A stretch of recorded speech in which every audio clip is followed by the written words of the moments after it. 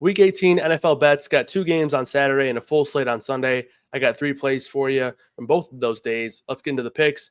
Pick number 1, Chase Brown under 69.5 rushing yards. Obviously, we all saw Chase Brown had that ankle injury late on in the game in week 17, trying not to fall into the end zone.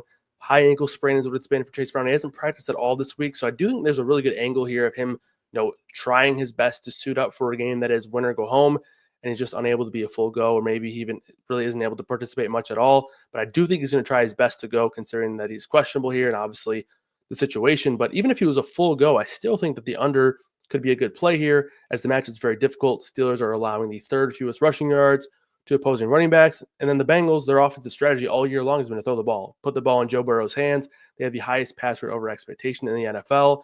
And obviously with their season on the line, they're going to want the ball in Joe Burrow's hands. So give me the under here on Chase Brown. Pick number 2, we're going to Sunday Night Football. Lions and Vikings squaring off for the number 1 seed in the NFC as well as the NFC North. Pretty crazy scenario here. Both teams have 14 wins. I got to look back at it, but I'm pretty sure I'm perfect betting against the Lions here, or betting on the Lions, I should say, against the spread.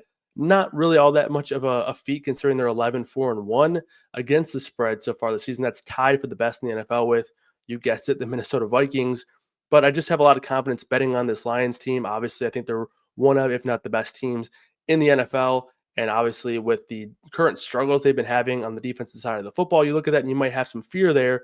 But the Vikings have had equal failures, right, on the defensive side. When you look at the past 7 weeks here, the Lions are allowing the 3rd most receiving yards.